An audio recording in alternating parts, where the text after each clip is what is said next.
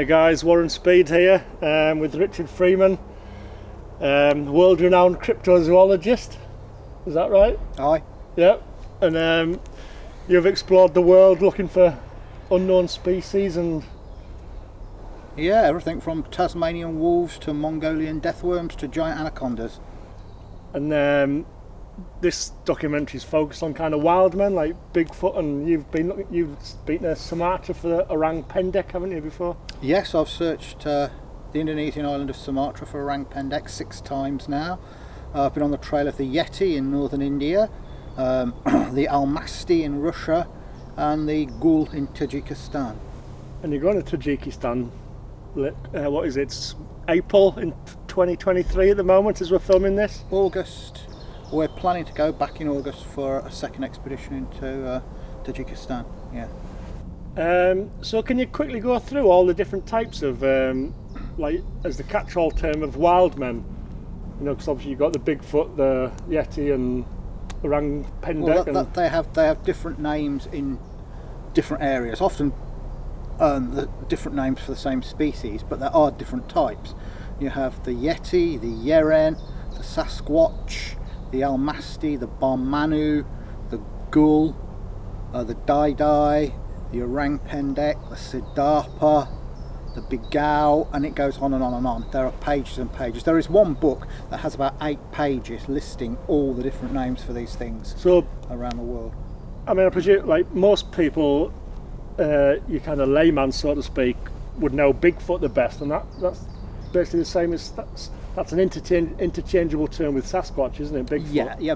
The Bigfoot was a Western name coined by newspapers after they found these huge tracks around a construction site. Sasquatch is an anglicised term for a Native American term for it, of which there are very many. Sasquatch, I believe, was the pronunciation of the original term, which just meant wild man. So can you tell us a few accounts of the Yeti? Yes, the Russian hominologist Boris Prushnev was given a story from the Tibetan village of Tarka that occurred in 1958, and it concerned a miller who went to his mill in the morning and found the door broken in, and inside was an enormous Yeti, and he described it as having reddish brown fur. The Yeti isn't white, it ranges from a reddish brown to black to grey, but never white. And he said this animal was about 3 meters, 10 feet tall, and it had an ape-like face with a conical head that suggests a sagittal crest on the skull, and it was scooping up the flour and eating the flour. And it didn't notice him, it was too busy eating the flour. And he was terrified and ran back down to the village and brought some of the other villagers up. And the creature had left the mill by the time they got there, but they all saw it walking back up the mountain, and 3 other villagers testified to seeing this creature, which they were adamant was not a bear. It was walking on its hind legs. Where was that? Was it a remote village in Russia? That was in Tibet, a village called Tarka in Tibet. Right, sorry, yeah. Right.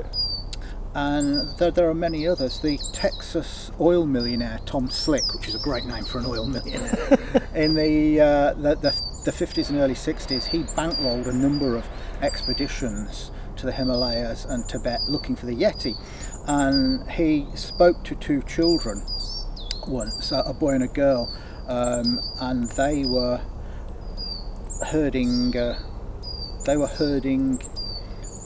yak at about 14,000 feet in the mountains, and then they found one of their yaks with a broken neck, as if something had twisted it, something with immense strength had twisted it. And they said out of the forest they saw this animal walking towards them that was immensely tall and powerful, at least 8 feet tall, reddish brown fur, had a face like an ape.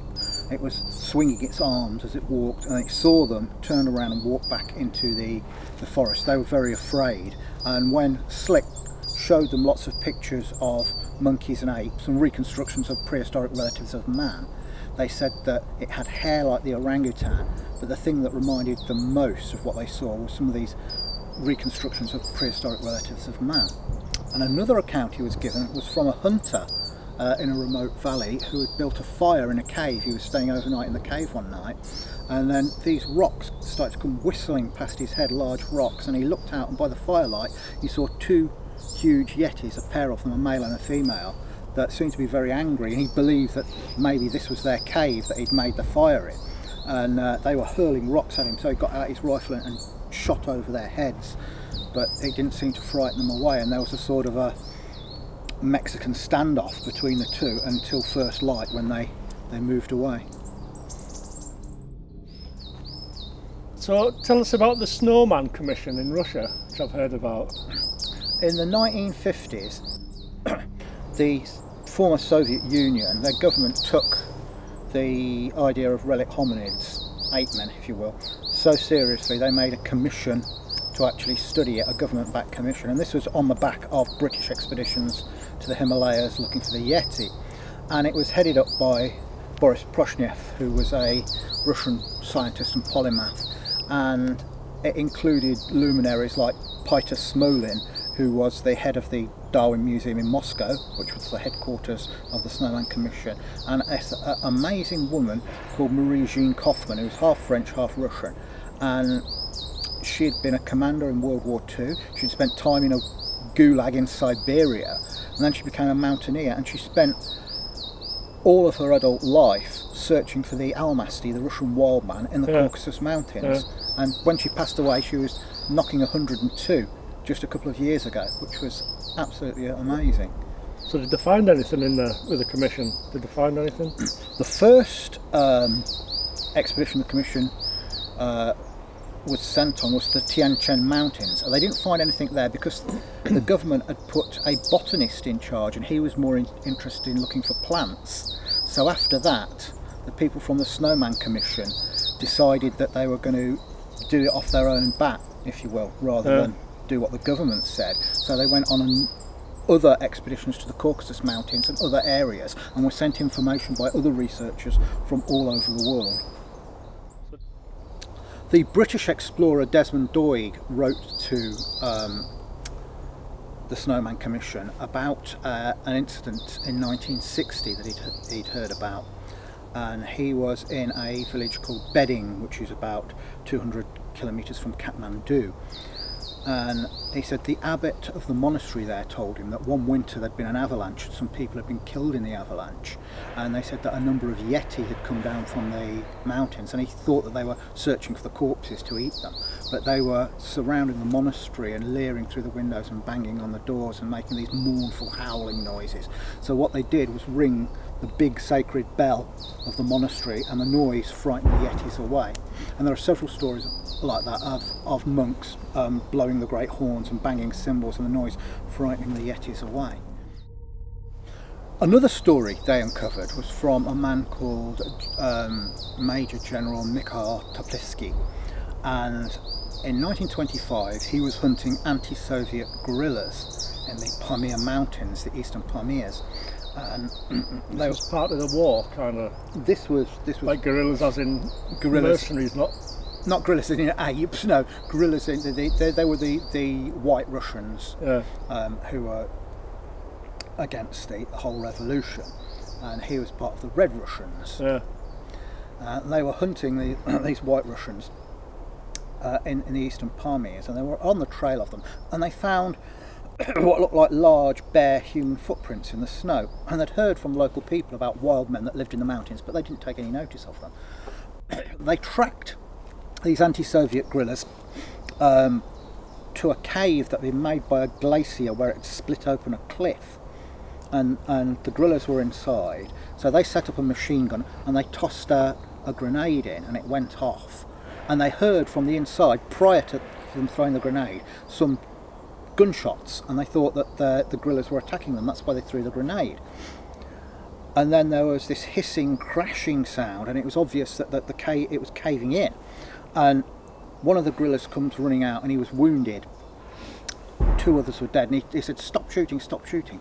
And he gave them this story that when they were in the cave, from another entrance at the back, several ape men, so hair-covered, muscular creatures, appeared, wielding clubs, and started to beat them with the clubs, attack them.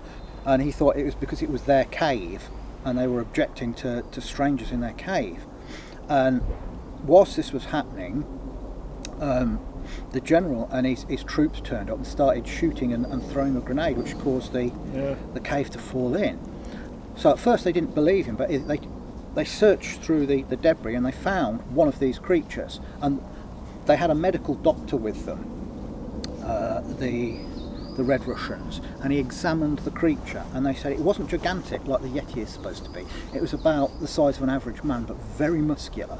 It had grey fur. It looked like it was a very old individual. A thick brow ridge, flat nose, deeply set eyes, a thin lipped, broad mouth, and it looked like a very primitive form of man. So it was different to the Yeti. The Almasty and the Yeti are two different things. The Almasty is much bigger and much more primitive looking, very gorilla-like in its facial appearance, but this thing was more like a primitive relative of man.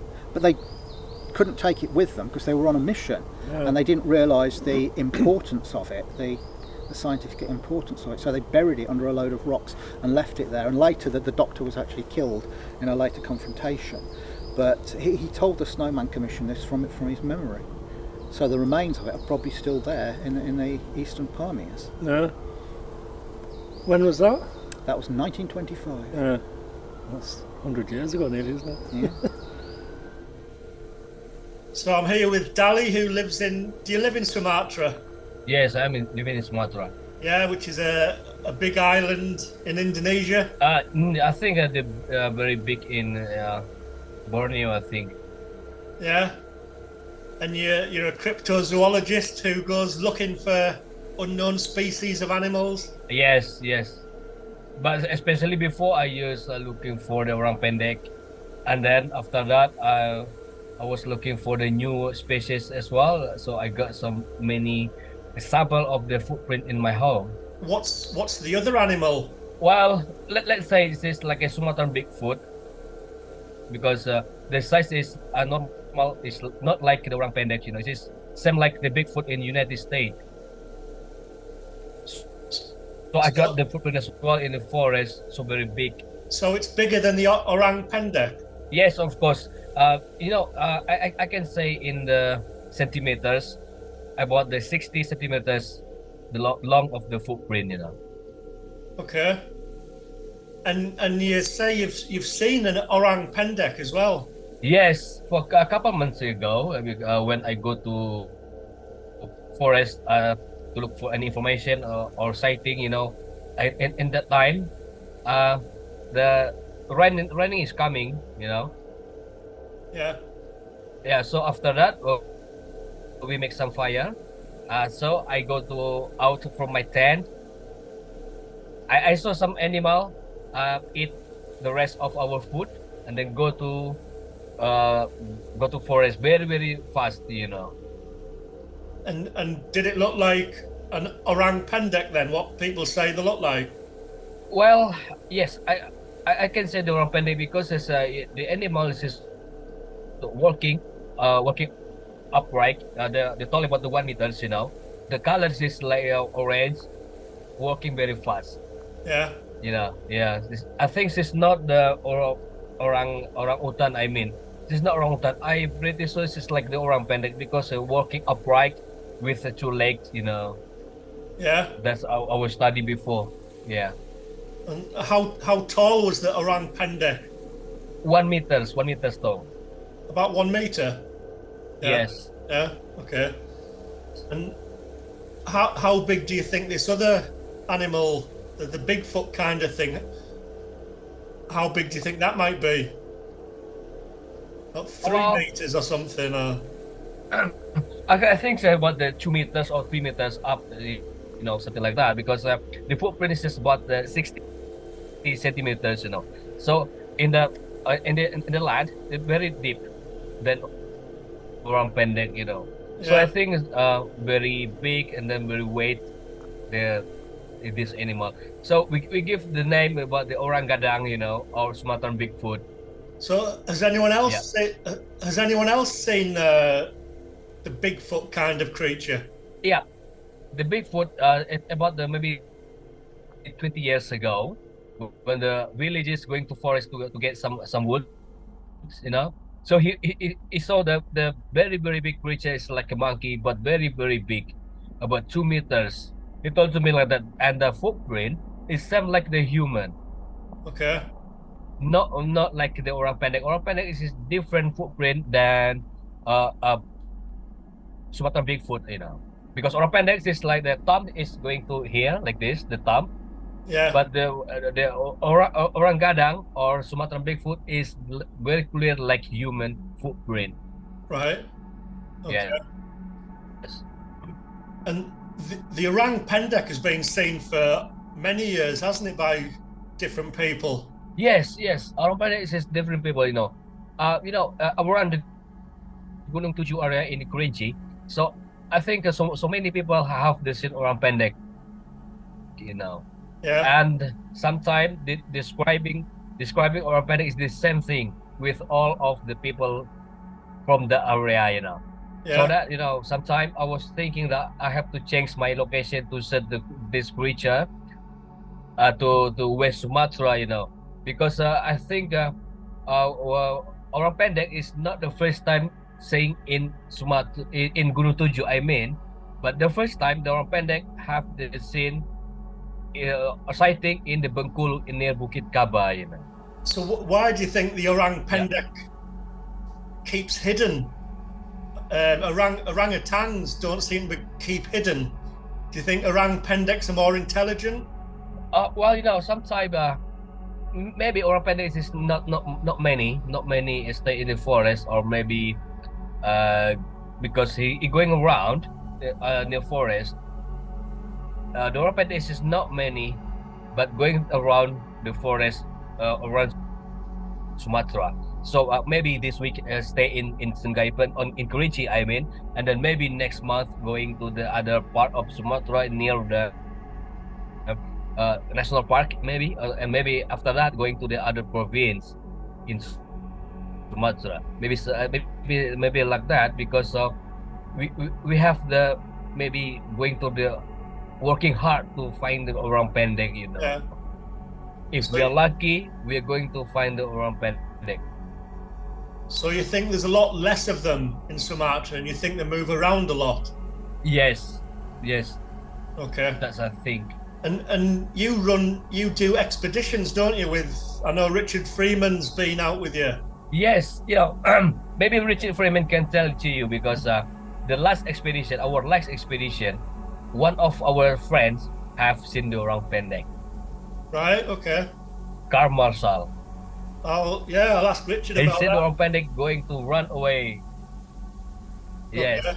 I heard about the sound, the calling of orang pendek. I heard that, you know, before. Yeah. And then I told to them, this orang pendek calling. I told to them like that. Yeah. Then after that, we Car Marshal going to the sound is coming from. Then he saw the animal going to very fast. It's walking upright as well. Right. Okay. So for now, we're thinking with the Richard Freeman and Car Marshal, and then other team and Jordy Jackson, we keep silent about this place, you know, because we don't want many people from that village think about the strength, because we climb the scene orang pendek, you know. Also from the place, there's like you know, other creature as well. They call this, it's like the harimau tanua.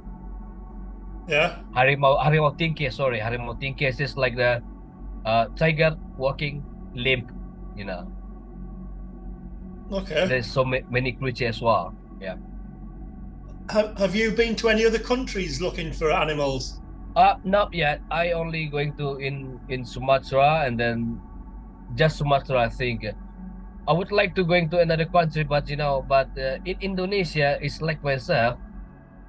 Cryptozoologists have no support from the government. Yeah. But if we go to forest to look for the cryptid, we got the big charge from the ticket, you know, from the permit, something like that. That's right, you know. Okay. All right, Dali. Well, that's brilliant. Thank you very much. Okay. Okay. Thank you. Hi guys, I'm here with Jackie Tonks, who straight to the point, she actually saw 2 Sasquatch in North America when you were on like an expedition to... Yeah, it was about 2013, a logging road. It was quite a long logging road, about 40-mile long logging road. Whereabouts in America, wasn't it? Northern California. It's quite near a place called Orleans, which is like a sort of villagey, sort of small town. And basically we'd gone up the logging road, we were camping at the end of it. It was a logging road that was never actually finished. There was a good camp up there. It's quite a well-known area of spotting Bigfoot. So they are, and literally we didn't realise at the time we're 2.5 miles from where Patty was shot, the very famous Passon and Gimlin shot. So that was 1967, wasn't it? Yeah, that's right. So we didn't realise we were so close to that spot at the time. And we saw there's 3 of us in the car, and I saw what looked like 2 men in those all-in-one throwaway overalls that mechanics sometimes have, those things that are half paper, half like material. A boiler suit kind of That's thing. right, yeah. They almost looked like them with the hood up, and they were like sort of grey-blacky colour, and then they were running barefoot, but they had massive shoulders, which didn't make sense. So I sort of rationalised, because there was some marijuana growing in the area, I rationalised that perhaps they were, you know, that's why they panicked. They were marijuana growers. They were perhaps carrying the stuff under the jacket to disguise it, all dried up in, you know, your brain's rationalising what you're seeing. Yeah. Anyway, I turned to my friend and said, what are those idiots doing running barefoot? And he starts cackling and he said, what you're here looking for, they're not men, are they? And I went, oh my God, you know, sort of absolutely freaked out. But then I'm still not believing what I'm seeing, and then suddenly my friend yells, there's an emergency stop right in front of the car, just for a second and a half, for these 2 Bigfoots again. And what they'd done, it was all tree cover on the one side they'd run from, but it was burnt out trees for about 30 miles on the other, and the forest fire hadn't actually spread across because the road was so wide, logging road, and they must have panicked because they couldn't get tree cover and came back in front of the car, and for a minute, literally, you know, for a second and a half, it seemed like ages, seemed like minutes, they dithered because they didn't know which way to go again when they saw us. So you were in the car kind of facing forward, or were they directly in front of you? Yeah. And then they quickly ran off, and they're incredibly fast. I'd say about 30-40 miles an hour the speed they're running, and they covered the logging road in probably about 4 or 5 big steps where a human were they both the same size? Well, I estimated they were about 6.5 and 7 foot. My friend's ex-forces, he's probably a better judge at this size, and he said they were 7 and 7.5 foot, and he's seen them a lot of times before, and he said there were 2 males. He reckoned it was a male being shown how to hunt by a male. Because there was quite a big size difference, and the one was a lot bulkier. Is there any theories on what they eat? There's a lot of evidence. There's hogs found with literally a leg ripped off with what looks like hands could only have done it. Right. It wouldn't be a bear kill, and so there's a lot of evidence they eat meat. They found so clams. It wouldn't be a bear? Yeah, no, because well, bears kill in a different way, and also they've actually found them with literally the top of the skull ripped, like hands that grabbed the top of the skull and literally ripped one way and literally ripped the top of the head off, and they said it only could be done with hands. So they've got to be obviously incredibly strong. Yeah, and they throw rocks at things and send them, and then so these hogs found with legs missing, and they reckon that's Bigfoot. But also they do eat berries, nuts, you know, that they're omnivores basically. But there is some evidence. David Polides, a retired police detective, had some call-outs when he was in the police force, and he got quite intrigued. You know, people reporting big hairy men in their garden, you know, 7 foot tall plus. So we thought there's something in there. So we started investigating. There was some weird disappearances with people. Was that in the northwest of America? Yeah, there was. Yeah, I mean, it's all over. You get Pacific Northwest, Washington State, and Oregon. It's the most. If you want to see a Bigfoot, that's the most likely place you'll see them. There is a road that runs all the way down those areas, and they call it the Bigfoot Highway, and they say if you go early in the morning and keep driving it, you'll see one. You know, there's Olympic Project, which is a research project based up there, who looked at the stats for trying to spot one. They reckon that's the best way of seeing one. But they're also down the other side of the American. So going up that path is like, there's a really good chance of seeing one. They reckon if you keep driving that road, they say certain times of year more likely to see one. So when but why is there no more? There's hardly any. That Patterson Gimlin one you mentioned. Like, besides that, there's hardly any. Is there any other pictures? Why is there more pictures? I think. There are some dash cam. There's a police dash cam. One looks like, very much like a Bigfoot. I think it happened so quick. I mean, my sign does. Unfortunately, I was the one day I was charging my battery, so I wasn't actually filming, which is really bad luck. But I think a lot of people say, especially if they're not in a car, the adrenaline, because this is potentially a very dangerous animal. People have had children with I suppose if you came face to face with a lion or something, you're probably not going to start taking pictures. You're going to run like hell. And my second experience, it was when after the Sasquatch Summit, and that's the guy John who runs the summit. What's the Sasquatch Summit? It's held in Ocean Shores, which is Washington State. It's held on the coast. In America, yeah. A massive, big conference. There's quite a few thousand people attending it. And we asked Johnny, who runs it, any recent sightings, and he said this was about I think about 4 or 5 years ago now. Any recent sightings? He said, we've had solid activity about 2.5 miles away. So myself and Brooklyn, who films the summit, went out to the spot. Didn't expect to get anything. Made the sounds they make. They make a whoop whoop like this sound, and then they make a howling noise.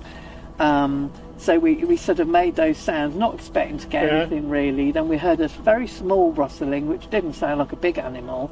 And then my friend said he heard a grunt, which he told me about. And I thought, that sounds gorilla-like, because I've sat with mountain gorillas in Africa.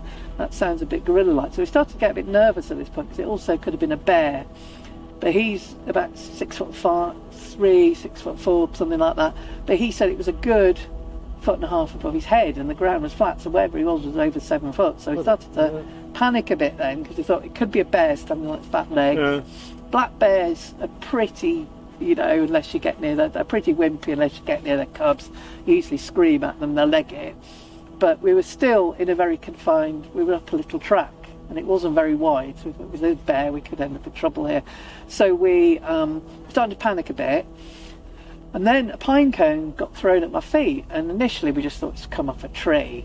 But then a little stone came flying in front of my face, and then my friend panicked, chalk flying everywhere, and also pulled his machete out, which obviously they did not like. And then suddenly something a lot larger, which was, about this size, sort of got thrown like with a big stone, like a almost like rock. half a breeze block, Right. bigger than that. Yeah. Got thrown with such force it literally went into the ground and smashed every little stone. There's some quite hard little stones there. So that we thought, whoa, whatever that is, it's terrifically powerful. Yeah. And if my leg had been there, I'd have probably have no leg left. So we were just out of there. People say, why didn't you stop and film? I'm sorry, but when you're that close to something, it's about 5 feet away, which we calculated it was. You just for your own safety, really. People often say, "Oh, why didn't people stop and film?" But you go into primitive animal mode. It's like, you're pretty scared, fight or flight, isn't it? Yeah, I've been chased by a hyena in Africa, and you're absolutely terrified. I was completely screaming, and I didn't realise it was me, because my primitive brain had started screaming. Yeah. And I thought, who's screaming? And I realised it was me, because you go into primitive mode, and people say, you should have stayed and filmed it. I'm sorry, but you don't get out of the way, because you go on a safari and wild cats, and you start filming them if they're. That's if you it. think you're going to get attacked, it's the last thing you're going to do, isn't it? Well, exactly, and you can't inhibit that. I was in a snake park in Africa once, and I had a mamba that kept trying to get us through the glass. And we all were betting each other, could we keep still? You can't, because your brain just goes into that automatic mode. Even though you know the glass is there, Yeah, and it's the same with, if you potentially got 5 feet away from you, something that can rip your arm off, which a big could be almost 8 foot. A male gorilla can just easily rip, silverback gorilla, rip your arm off. You're not going to stay and hang around to see what it does, are you? Right. Some people say Bigfoots are very gentle, but any animal, when it's scared, is very potentially dangerous. It's unpredictable, and they feel, if they're seeing us scared, they know we're unpredictable, and that makes them even more scared. So, you've got a very difficult situation there. You don't stay around if you get any sense. So,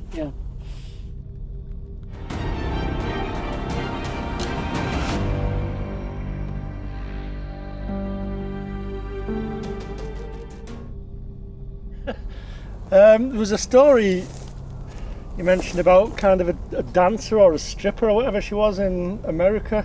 Was it the 60s? Yes, her name was Evelyn Consuelo Roseman, and this is a very strange story because these wild men, they usually keep out of people's way. They don't generally act in an aggressive manner unless they're provoked, but there are occasionally stories of what might be termed rogues, and there are a handful of cases where these things are supposed to have killed people, and this is possibly one of them.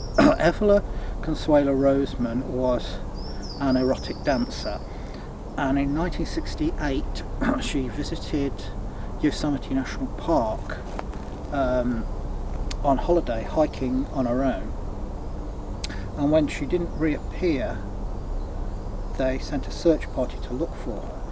And they found her body near some cliffs where there was a waterfall, but the water was very low and the waterfall wasn't very powerful, and her body wasn't wet.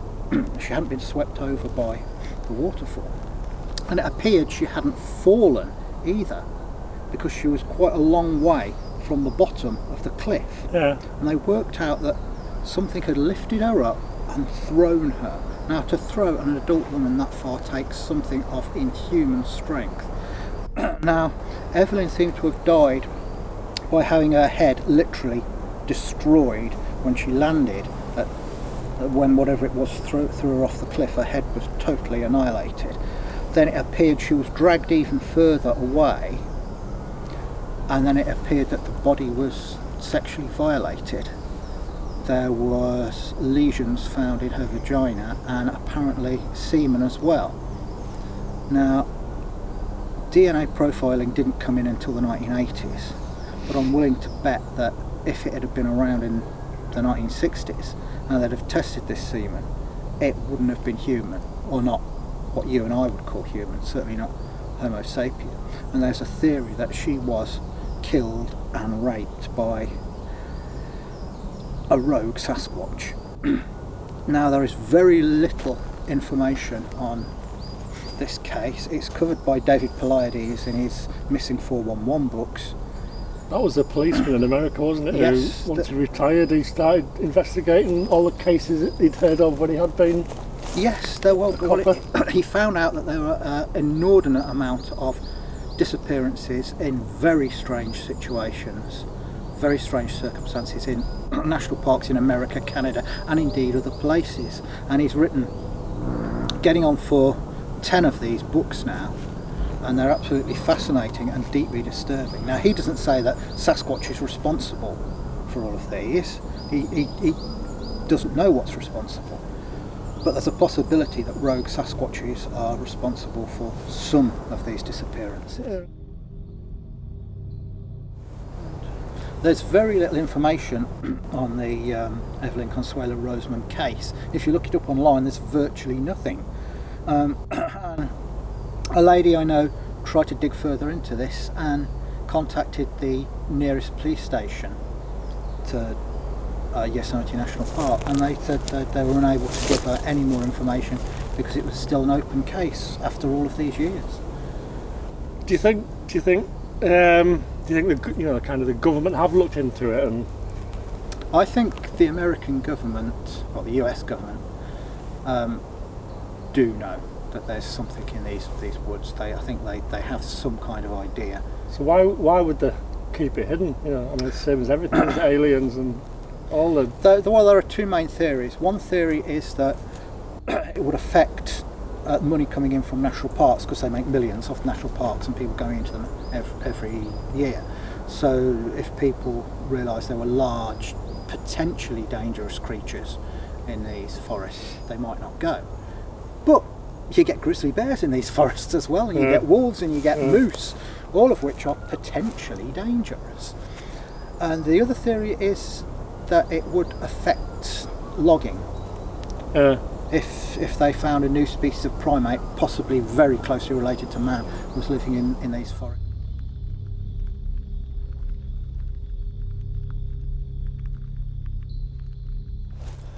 So in Australia, it's called, the wild man's kind of normally known as a Yowie.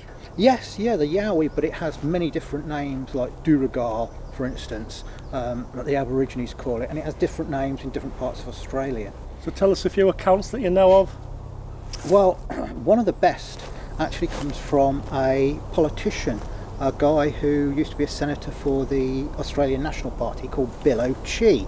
And you'd think that it'd be political suicide for someone to come out and say they'd seen one of these things, but Bill was brave enough to do exactly that, and he spoke to the great Australian cryptozoologists Tony Healy and Paul Cropper about what he, a bunch of other scouts, the scoutmaster and the guy that ran the camp all saw in 1977.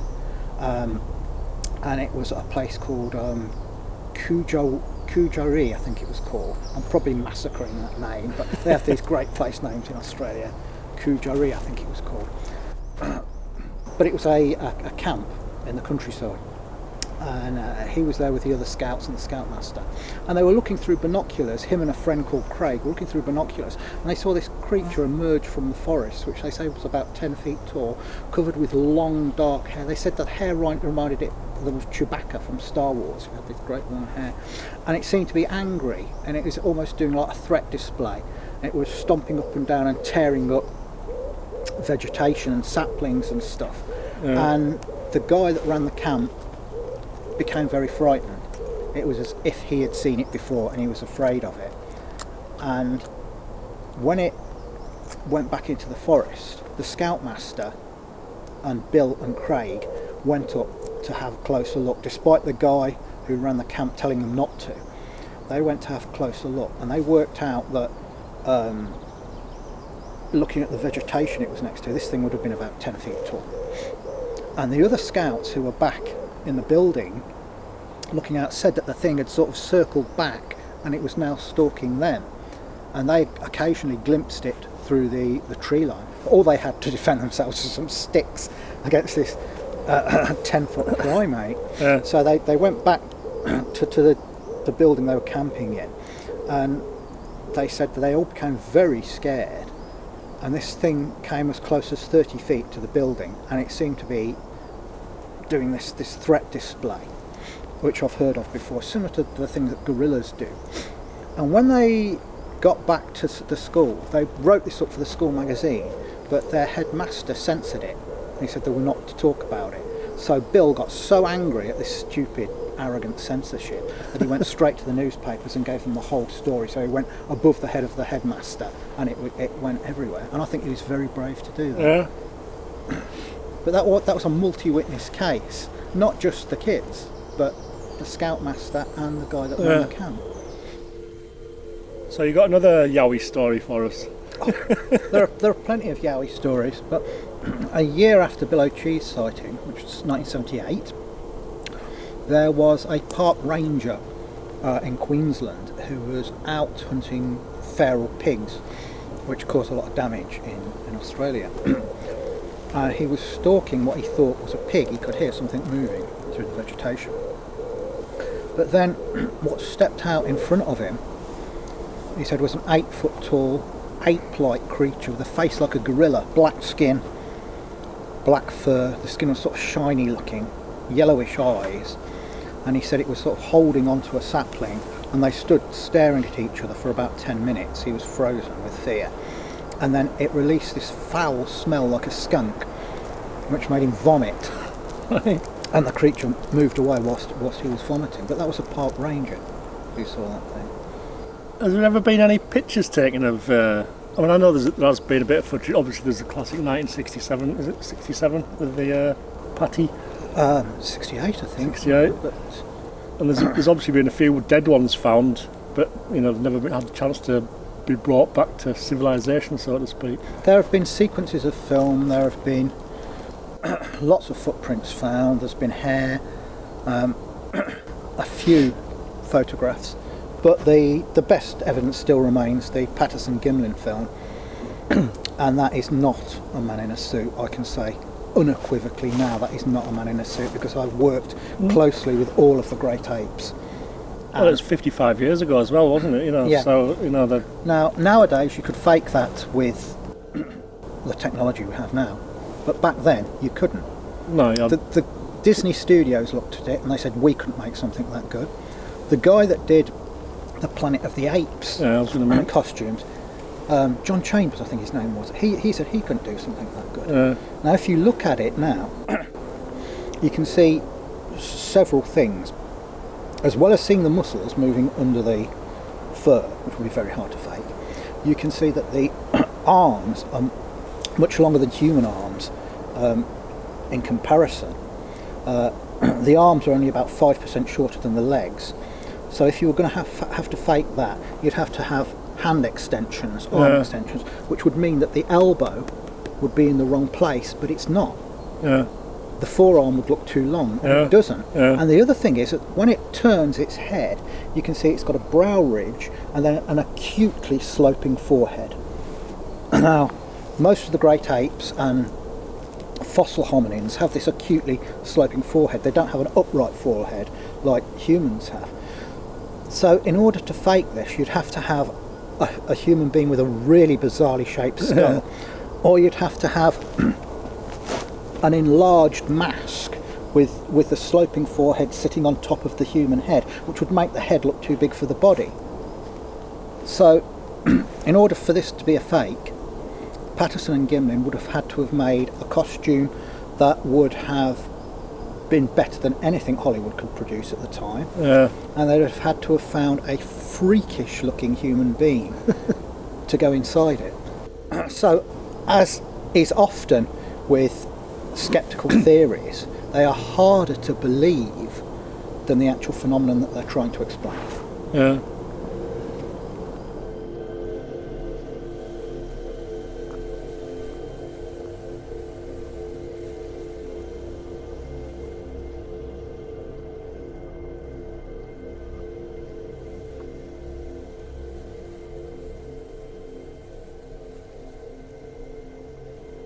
So just to move on to one of your own focuses on, expeditions, you've been to Sumatra quite a few times looking for the orang pendek.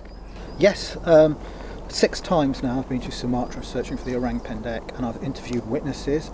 I've heard the creature calling from, the last time I was there, from about 30 feet away before I stand up. So just explain what the orang pendek is, from witness accounts. And orang pendek, the name in Malay means the short man.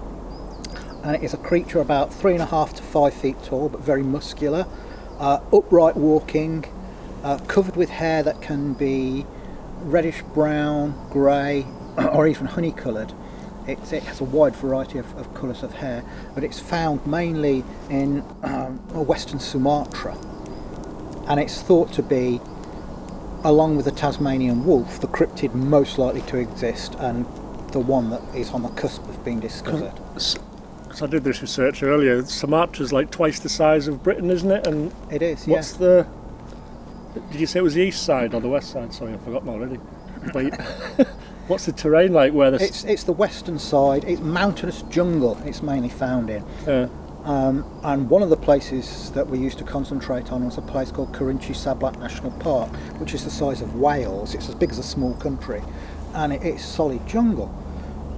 And we've found the tracks of these creatures, we've found the handprints of these creatures, and we've cast them. We found hair that was examined by Lars Thomas, who is a Danish biologist and an expert in mammal hair, and he said that this is related to the orangutan, but it's not the orangutan, and he concludes that it's a large unknown primate. But I've spoken to so many witnesses. One witness I spoke to, he took us to a very remote valley, and we were the first Westerners to ever go down this remote valley, and he had only been down once when he was a youngster, but he led us through, and we went down to this chasm into the jungle, and he said that a few years ago he had seen an orang pendek walking through the jungle, and as it was going, it was sort of snacking as it was going. It was getting leaves and berries and things and eating on the go, and he said it was so chunky and powerful, and its muscularity, it reminded him of Mike Tyson because of his shoulders and how. And you did mention that there was another orang something or other had been discovered recently. Was that in Sumatra? Yes, like a different. As recently as 2017, a new species of orangutan was identified the Tapanuli orangutan, which is completely genetically distinct from the Sumatran orangutan.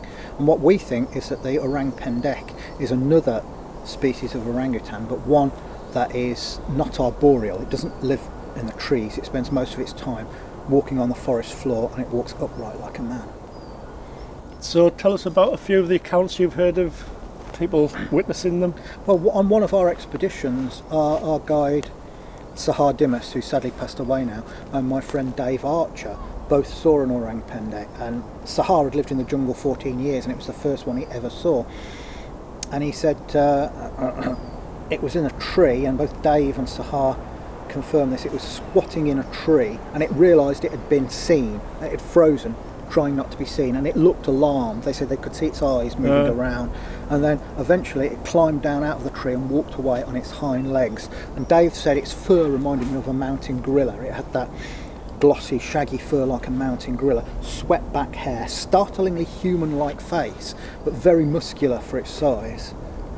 So they even have combs and stuff, and they sweep the hair back, don't they? What was the story you said about the logging? You had someone was building a house, and one of the orang pendek was tossing the logs around? That was Sahar's father. He and a friend were building a cabin out of logs in the forest. This was back in the 1980s, and they said they'd gone to continue with this work, and when they got there was an orang pendek throwing the logs around, and it was probably looking for grubs in the logs. Like they will feed mainly on vegetation, but they'll get insect larvae out of rotting logs, and it was throwing these logs around with immense strength, and they became very scared and ran away. We heard another story about a poacher who caught one in a snare. He thought he'd caught a deer or something, and he found that the orang pendek caught in a snare, and he tried to attack it with its spear. The orang pendek turned around and smashed the spear and roared at him, and it scared him so much he fainted, and when he came to, it had taken the snare off its foot and gone off back into the jungle. Yeah. Okay. And you've heard the orang pendek. Its call, haven't you? Yeah, its call is a bizarre sort of high-pitched sound, like a weird, demented laugh. And I heard it the last time I was in Sumatra from 30 feet away behind a stand of bamboo, and I narrowly missed seeing it. One of my colleagues saw it running off into the jungle. I very narrowly missed seeing it. And what other? You've had some in Russia. Did you have some close encounters, or? Well, we went to Russia with a Ukrainian biologist called Gregory Panchenko and a Ukrainian archaeologist called Anatoly Serendenko, both of whom had seen the Almasty, the Russian wild man, and we interviewed loads of witnesses there who had seen it. And the thing that struck me is that the people there don't consider it anything fantastical. They just think of it as a wild man, no more fantastical than a wolf or a bear or a wild boar. And they couldn't understand why scientists from England had come all the way to Russia to look for something that they just accept as a real creature. But we were staking out an old abandoned farmhouse one night, and it had an L-shaped veranda that ran around it, and it consisted of 3 rooms. And Anatoly had seen an Almasty there a few years before, and there was another story about some shepherds encountering a 7-foot-tall Almasty there a few years before as well. But this place had been abandoned since 1973, but shepherds sometimes hang around on it. And we'd set out camera traps and we'd set out bait, and about 10 o'clock at night one of the camera traps went off, and we heard this twittering noise like a bird, and the Almasty is supposed to make this twittering sort of vocalisation. Many of the witnesses, we said that it'd make this noise like a bird, and I thought, could this be what I think it is? But then nothing else happened, and it got to about 2 o'clock in the morning, 2:30 in the morning, and we decided to go inside the ruins of the old farmhouse and warm ourselves around an old stove. And my friend Dave Archer fell asleep, and I was there with a chap called Adam Davis, who's another cryptozoologist, and the door to this room was slightly ajar, and it was a tall door, and there was moonlight and starlight coming in through the door, and we heard this deep guttural vocalisation from outside, sort of like brum, brum, brum sound. And I said to Adam, "Did you hear that?" And he said, "Yeah." Then about 25 seconds later, something walked along the veranda. Whatever it was walking on 2 legs, and it was 7 foot plus, because when it went past the door, it blocked out all of the moonlight and the starlight as it passed. And there was just a narrow strip through the door, so we didn't actually see the creature itself, we just saw the shape as it went by. And I said it was out there on the veranda, so we grabbed our cameras and went running out. Whatever it was had vanished into the night, and we did a circuit of the whole place, but we couldn't find anything. In the morning we checked the camera traps, but all we got was vegetation moving. So the other thing you mentioned was the you found some Yeti footprints. Yes. Where was that? This was in the Garo Hills in Meghalaya in northern India. Well, the local name for the Yeti there is the Monday Barung, and we talked to a number of witnesses that had seen that, and they describe an animal about 10 feet tall, and they describe it as looking like a gorilla but on its hind legs with long black hair. And one guy had seen it create a nest very much like a gorilla does, and he observed it over several days building this nest, and he found the remains of fruit that it had eaten when he went down to look at the nest. Another guy said he saw a female suckling a baby and eating bamboo shoots as she did so. And we talked to people who'd seen it as recently as the year before, and people who'd seen it back in the 1960s. One tribal chief said he saw one doing a threat display, shaking the branches and beating its chest very much like a gorilla would.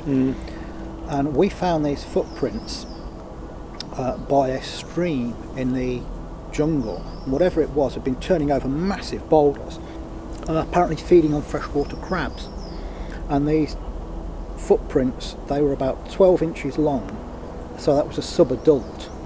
One of the guys we went with said he'd seen footprints that were 18 inches long, so this was probably a young one, but they sunk very deeply into the earth, far more deeply than me. At the time I weighed about 18 stone, and this thing, its footprints sunk twice as deep as mine into the... 18 inches is a blooming long foot, isn't it? Yeah.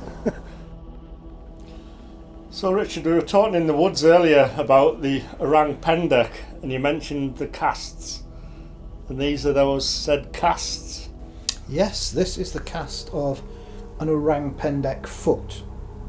Now you can see here 4 toes there, and the hallux or big toe, which is offset, which is typical of great apes. Yeah. But it's got quite a broad heel, which is ideal for weight bearing, which shows that this is an upright or bipedal creature. The orangutan footprints, and I've kept all of the great apes in captivity, and I've seen their footprints. Because you used to work in the zoo, didn't you? Yes, my speciality was crocodiles and alligators and other reptiles, but I work with a hell of a lot of apes as well. And I've seen their footprints and handprints in all kinds of mediums. The footprint of an orangutan has a much narrower heel and it's much longer. And orangutans, being arboreal, when they come down from the trees, they rarely put their feet flat on the ground. They walk on the edges of their feet in a very strange manner. That's totally unlike the footprint of an orangutan. And where did you find that? That was in Sumatra, wasn't That's from Western Sumatra. That is one that Dali took from Western Sumatra. This is one that we took from around Gunung Tujuh, the Lake of Seven Peaks in Kerinci Seblat National Park. Where's that? That is in Sumatra. And this is a handprint. See, it's very different from the footprint. Yeah. The handprint, you can see the thumb and the fingers there, and it was making that sort of a shape with the hand because it was bracing itself, heaving over a rotten log looking for grubs. Right, okay. And we can see it's quite different from an orangutan's hand, because orangutans have very tiny thumbs and immensely long fingers. They're very distinct. This is more like the handprint of a small gorilla, which makes a lot of sense because gorillas live on the forest floor like the orang pendek. The difference is that the orang pendek is a biped and gorillas, like most other apes, are knuckle walkers. So the orang pendeks normally walk upright on 2 legs? Upright like a human being. Yeah. And they spend most of their time on the forest floor, although they can climb very well. Unlike orangutans, they live on the forest floor. Like orangutans, do they normally walk on two legs as well? Orangutans are knuckle walkers. They'll move on all fours.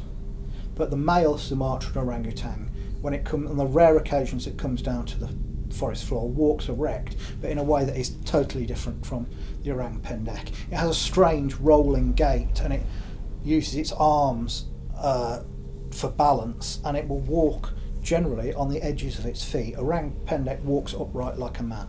Right, okay. So what are your theories on what Bigfoot, Sasquatch actually are? Well, some people have a theory it's a descendant of Gigantopithecus, which was a potentially upright walking ape that originally remains found in China. And what does that date back to? I think about 100,000 years. Right. Really, you're talking. Humans were quite primitive at that point. Yeah. So even older than that. I think that's the last. They used to find these things that they called dragon teeth. They used to sell them in apothecaries in China, and basically they found out they were like the top of a massive ape. Now they found some of the skull. They haven't found much of it, but there's some suggestion on some of the bits of the skull that it was upright walking, because of the way they found some holes in the skull suggests the tendons were placed. So they're pretty sure some of the time it was upright walking. So that's probably the ancestor of Yetis as well, because basically the Bigfoot is like the New World Yeti in a way. But it seems to have evolved slightly differently. There's some suggestion that it's slightly more intelligent. Yetis tend to be very aggressive, a lot more primitive, ape-like looking. So a Yeti, what's the difference between a Yeti and a Bigfoot then? And a Yeti's still around? Yeah, I mean, I think they're incredibly rare. I have spoken to people where are about Yetis Yeti found encounters. Himalayas.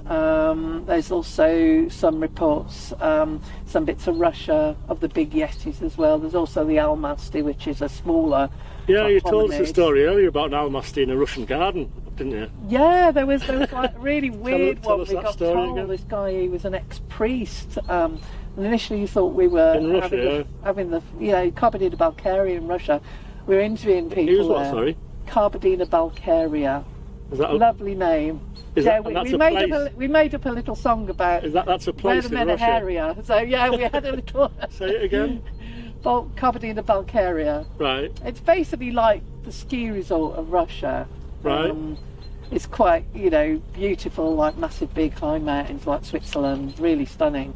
But that is the area where a lot of Almasty have been seen, although it's the An Almasty is similar to Bigfoot. they potentially get about 7 foot tall, but I think they're a lot thinner, they're not quite as bulky. They seem to be a lot more primitive, like a couple of my friends have seen them and they said they're pretty sure there was something like Australopithecus, which Lucy, we hear about Lucy, she was Australopithecus.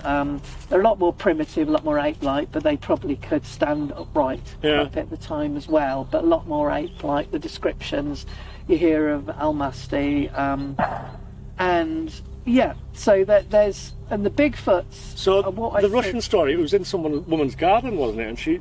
Yeah, well, basically it was very strange, this guy. We all thought he was, having a bit of a piss take with us, and then we realised he wasn't. Because he basically said this female one came into the garden. It was a bit aggressive, and then she fed it, and they made friends, as it were. And then his grandmother thought, oh, actually, this is quite useful, because she lived in quite a rough area, like bandit country, and she could have potentially been killed. So she thought, oh, people had been murdered around there. If I tame this thing, it can help protect me. Because it used to throw rocks at anybody who... Right. It was all right with her in the end, but it used to throw rocks at her friends. So it was like a guard dog kind of. Yeah, so basically, supposedly, she got some hay in a shed, and she managed to get this thing to stay in a garden for about 10 years and kept feeding it. So we're all thinking this is completely unbelievable. So we start laughing, and the guy looks really upset, but he's like... Actually, this is deadly, we're telling you the truth, and this guy obviously was telling us the truth, and it was like, whoa, he's just such a... You told us another story about what was the other story about the old guy who used to talk, like used to sit on the bench with one on the... Yeah, that was just outside in the ocean shores where the Sasquatch summit. There was a brother and sister of the Quinault tribe, which is the First Nation people around there, and they said there was this elderly gentleman who had a Bigfoot coming, just gone, a big male Bigfoot, and sort of fed it. And initially it was quite aggressive, and then he got it really tame. And supposedly him and the Bigfoot would sit on the bench together, and they would watch from a distance because it was a bit aggressive to other people, apart from him. And they said this went on for 10 years with this little ritual, this Bigfoot coming in and sitting together like friends. And then I said, what happened? He said, the old man died. And I said, well, what happened to Bigfoot? They said, oh, nobody saw it again. Is there any theories on how old Bigfoots live? And again, why is a dead one never been found, do you think? How long they live? I don't think we're going to know, really. I mean, gorillas, I think, roughly, about the ones in captivity, I think they've lived 30, 40 years. Coco the signing gorilla, I think she was about 38, 40 when she died, wasn't she? So I think roughly that age, and she was very old then, so I think that ones in the wild probably don't live as long. It's difficult to tell, really. And why has the dead one never been found? I mean, you did mention did you say earlier to me that there's only ever been one cougar found? Yeah, supposedly, a one whole cougar There's only ever been one found? I think it was wedged. It had fallen down a cliff and it was wedged. Right, so otherwise it would have been... No, that's what somebody told me in America, but I know Jane Goodall said with the chimps, all they ever find is knuckle bones.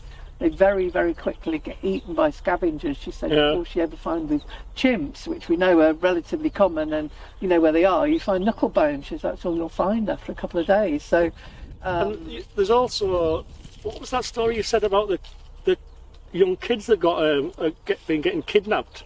Kidnapped by Bigfoot in America. Yeah, I mean, various people. Very often, David Paulides, again, the police detective there, he's done a series of books, Super Project, Tribal Bigfoot. He got called out, when he was a policeman, and he's saying these big hairy man things are in our garden. People are hysterical. And then, he thought there's got to be something into this. So he got into that and he started looking at Bigfoot. Then he started the Missing 411 series. And there was some his first couple of books are very strange disappearances. And some of them are like, sort of disabled people, elderly people just sort of disappearing, but a Bigfoot seen close by. So they think they've possibly taken them and eaten them. But the children is very weird because they found little children were abducted and then found in the middle of a swamp. But on a dry bit, completely okay, like they'd not gone through the swamp, someone carried them. And sometimes they'd be found dead with almost like hug injuries, like someone hugged them, a bit like a gorilla would if it had, a bit too hard. But some of them are found alive, and when they should have had hypothermia, because often it was autumn or winter, but they didn't. And they're always found with no clothes on, which is strange. But when they were interviewed, some of them were old enough to sort of give a bit of a description. And the typical description, this was almost consistent across them all, the big hairy doggy man kept me warm, hugged me at night, let me go on his shoulder, and fed me with berries with his hands. Though bears haven't got hands. Yeah. So it sounds suspiciously like a Bigfoot. It's probably a female Bigfoot that's lost its young. Yeah, and there was one relatively recent, I think it was about 2.5, 3 years ago, a little boy. He was a little bit older, I think he was about 3 or 4, and he gave exactly the same description again. So it's really weird, these stories are so consistent. How frequent are these children getting abducted, is it frequent, or is it like once every few years? Yeah, I mean, I think there seems to be a case roughly from the stuff I've been looking at, every 10 years there seems to be one where they're found alive and they give a description. I think there's other ones where they don't find the body, but they, they evidence suggests it's just like, and you just wondering, you can get bears or cougars would take children as well, so you need to rule that out. But you're thinking like, well, what's happening here in the description? Because they're saying when they're asked, they're describing it like these flat-faced dogs. So it would Bigfoot. I'll tell you what we'll do. We'll go and meet this police sketch artist I know, and you can describe what you saw to him, and he'll try sketching what you saw. Really, that'd be great. Yeah, right, then. Yeah. Come on then, let's go see him. Okay, yeah, brilliant. Okay.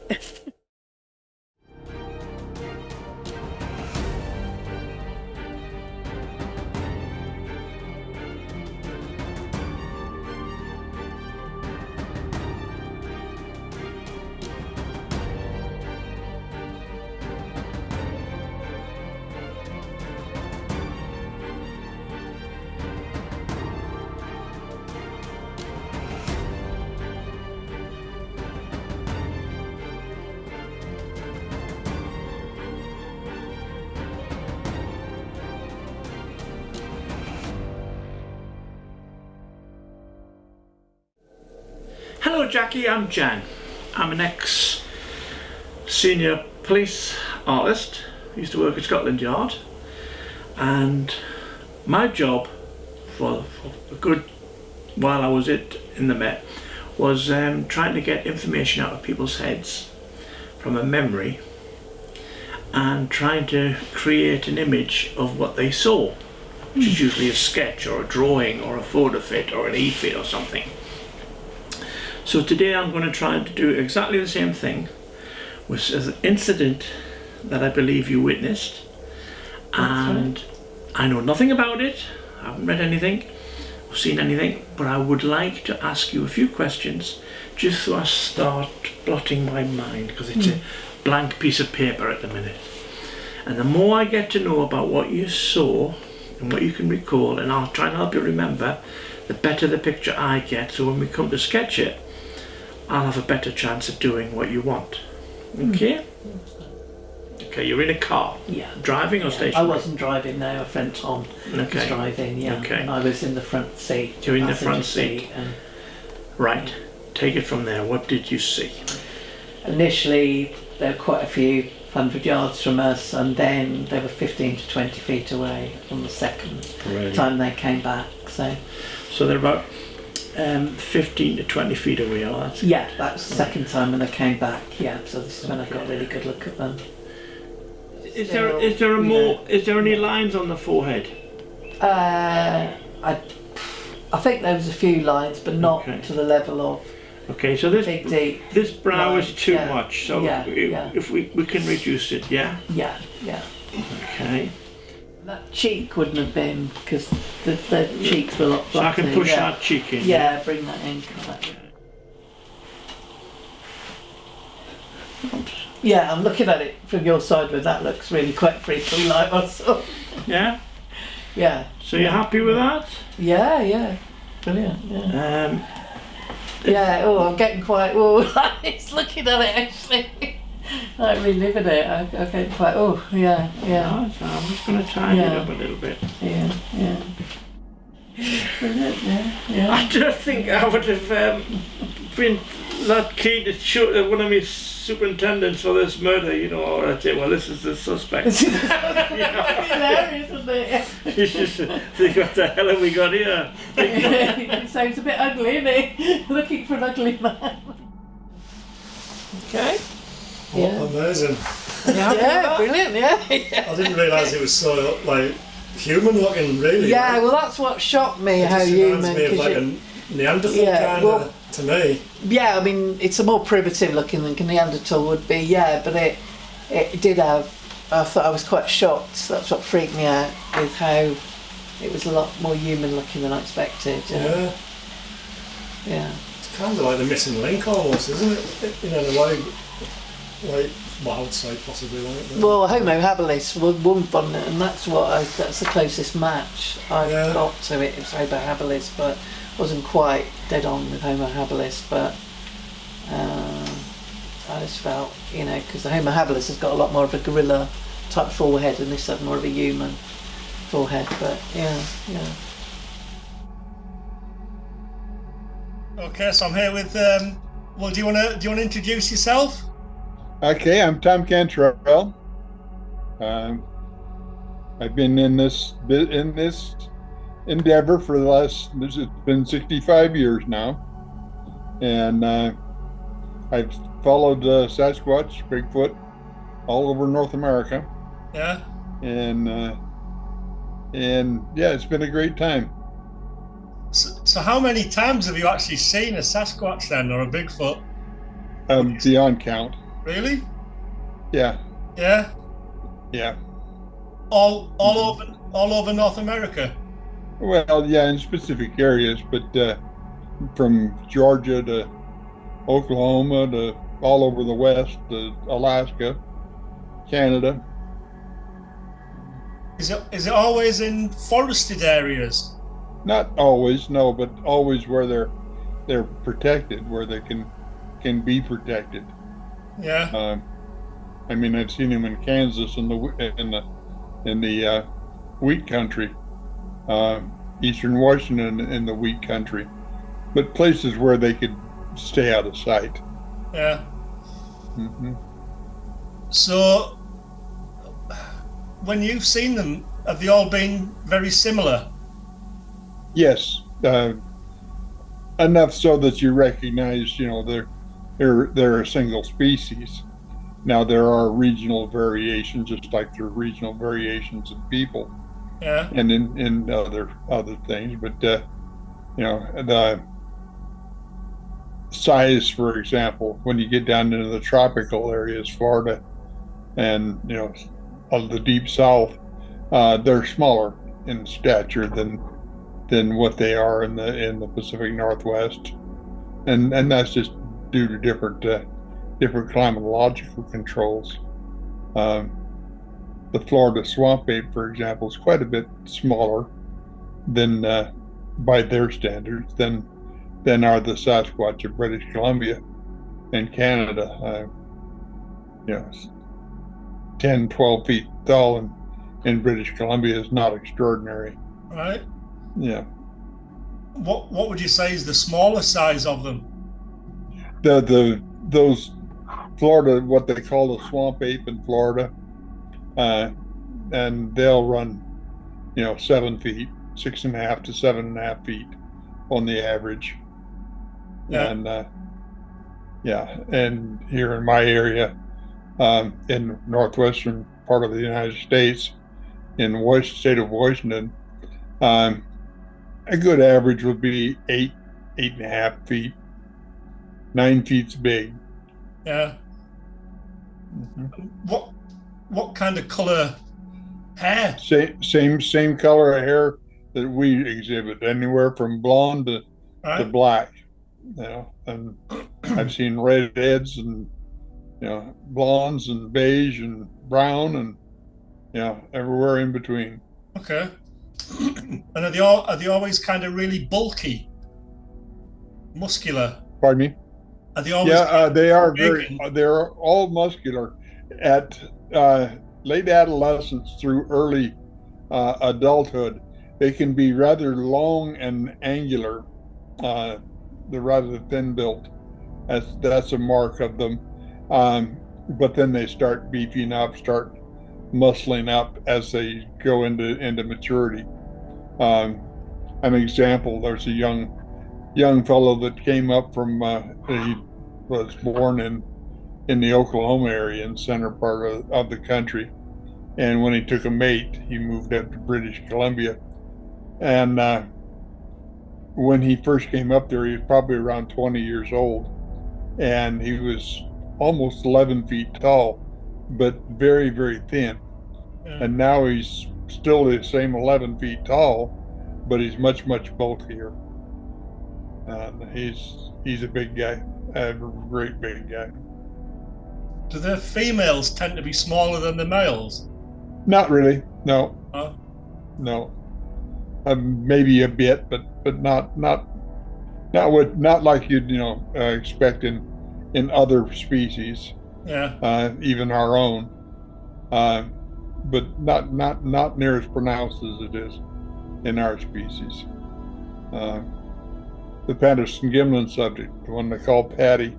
Yeah. For example, she's at the time she was filmed was 7.5 feet tall, and she was a youngster there. And now in her old age, she's over 80. Over 8 feet tall. So, yeah, it's they don't entirely stop growing at puberty like we do. Right. Because you know Bob Gimlin, don't you? Oh yeah, one of my best friends in the world. Yeah. Yeah. Bob's a great guy, absolute great guy. So we live about 2-hour drive apart. Right. See, that's a long way in England, but in America, it's probably not a long drive, is it? No, it's just across the mountains. It's a longer drive in the wintertime because the pass is closed on the shortest highway between us, but it's not open yet, actually. When I lived east of where he lives for 30 years, and we'd get together for lunch a couple times a month. We were only like 80 miles apart there, and we'd get together and have lunch a couple times a month. He's just a great guy. One of the most genuine men you'll ever meet in your life.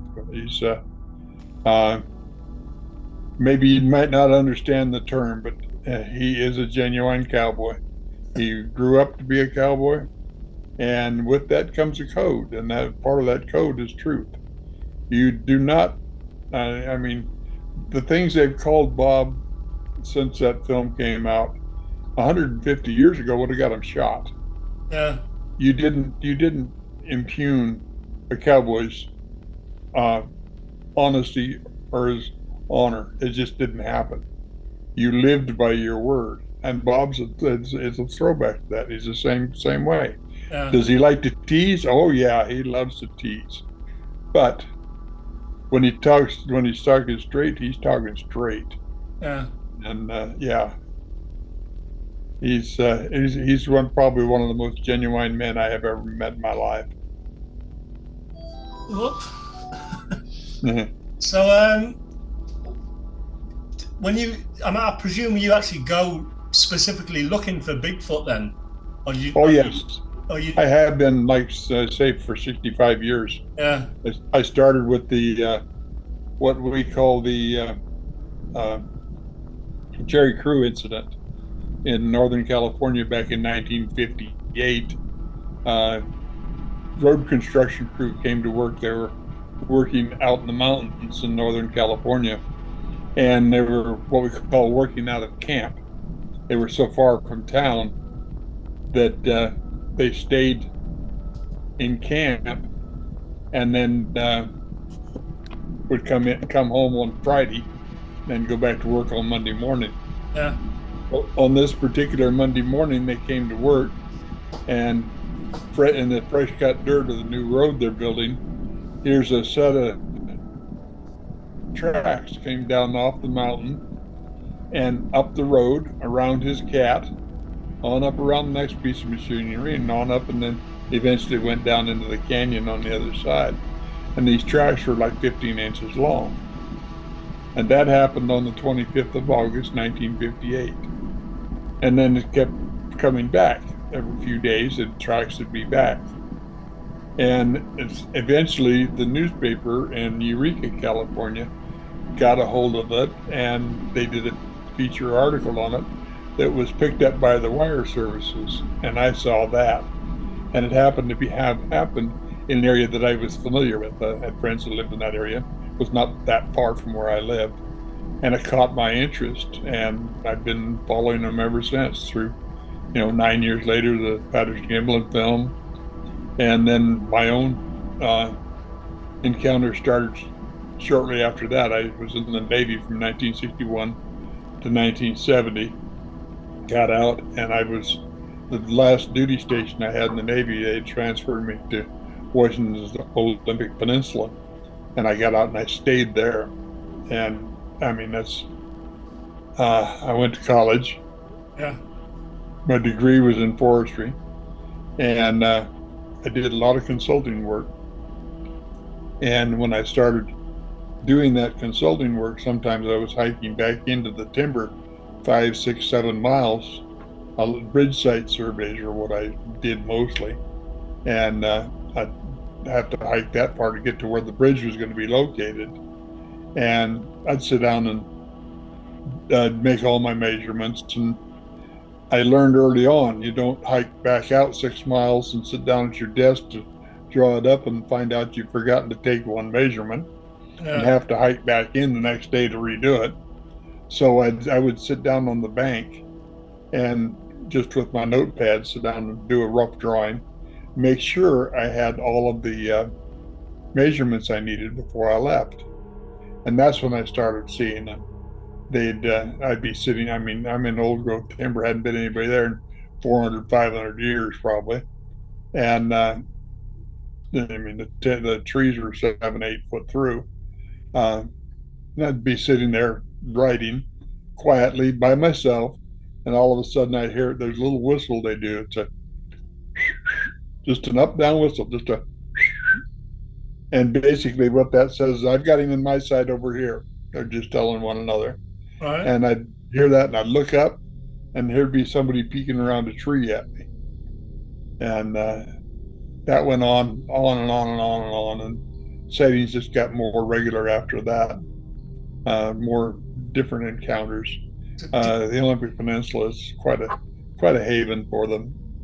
Did you ever get attacked? Did you ever get attacked by any, or have you ever? How close? Yeah, I have one that has held my hand in his, just put his hand over mine like that.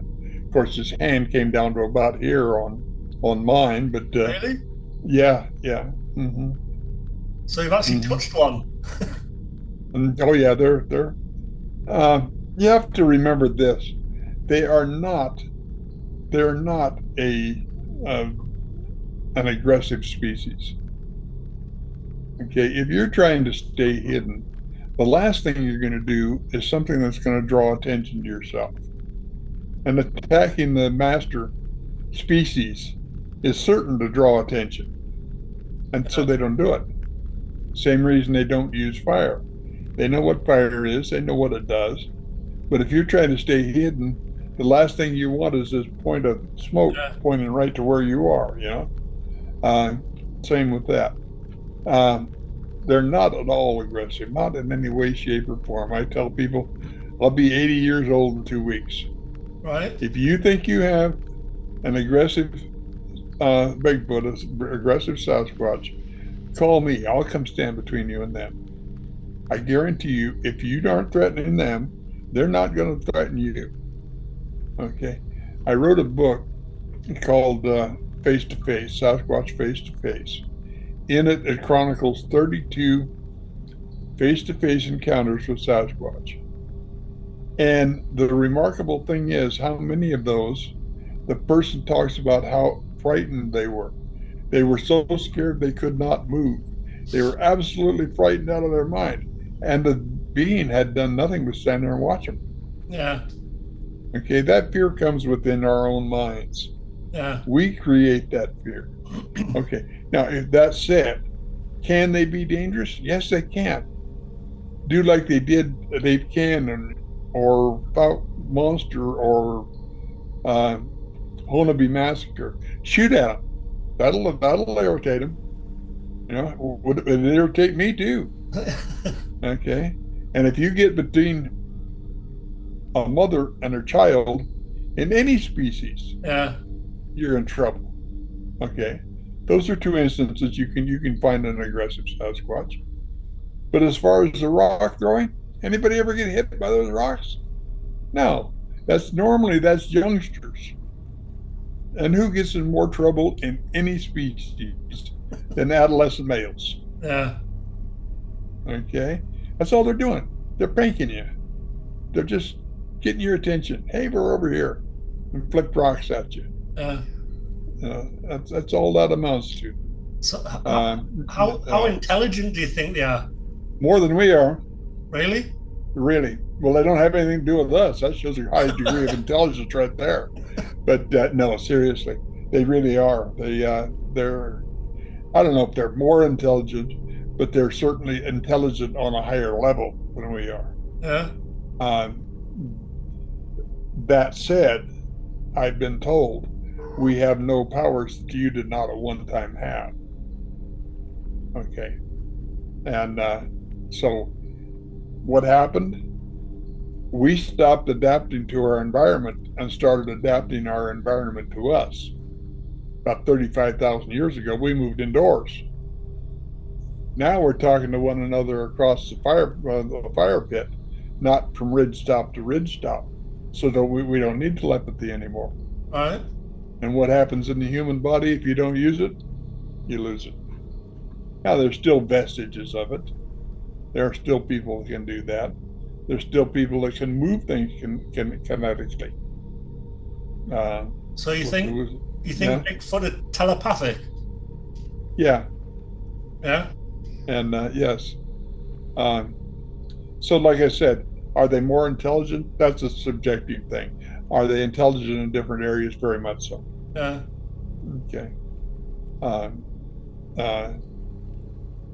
Number one, they mate monogamously and they mate for life. Number two, they're Oh. not acquisitive. They don't acquire things. Number three, they do not protect and defend a territory. They'll move back and forth through one another's territories, coexist freely. Yeah. Number four, they understand spirituality, but they're not religious. Now, you remove those four things out of our history, and how many wars have you avoided? Yeah. Yeah. Just about all Virtually of every one of them. Yeah. them. Yeah. Yeah. You can tell me a war that was fought over something other than those four things. Yeah. Yeah. Okay. Well, that's great, Tom. Thanks very much for speaking to me. Yeah. Is there anything else you want to know that I know? I'm sure you know far too much, but I'll have to get one of your books, have a read. Yeah, I have a website. It's just my name.com. Right, And okay. it has them all listed there. They're also in Europe. They're on Amazon Europe. They're all there. So, I'll have a and look. that's probably easier because it costs more to mail them than it would to purchase them Yeah. from on a website. Yeah. Okay. Yeah. Good luck on your venture. All right. Thank you very much. Cheers. All Tom. right. Talk to you. Jackie recommended me to you, I'm sure, and talk to her about some of our common events. She's told me a few. Yeah. Yeah. She was in the front seat of the car. We were returning to camp in Northern California, the same areas as where Bob and Roger filmed the '67 film. Yeah. We came around a curve in the road, and there's two of them standing right in the road, right in front of us. Yeah. And Yeah. She told me that story. Yeah. she said that she just yelled, "Bigfoot!" Yeah, that was quite a day. So when About 20 feet in front of us, but I Yeah. had to stop. when you said the monogamous, how do you know that? But I have a teacher. He's been with me since 2010, September 25th, 2010. I met him. How do you And, meet a teacher? That's him. That's him behind me there. What? So you actually have a Bigfoot friend? Yeah. Really? Mm-hmm. Yes. And he's told you things. Yes. How do you communicate? Telepathically, mainly. Yeah. Mm-hmm. That sounds. I can't do it to anybody but him, but I can do it with him. That sounds incredible. It is incredible. Yeah. It's been wonderful. I've written 15 books, and all but one of them are because of him. Yeah. Mm-hmm. He treats me. He told me I'm his scribe. Right. Blimey heck. I didn't know any of that. Yeah. Yeah. That's a good story to finish with.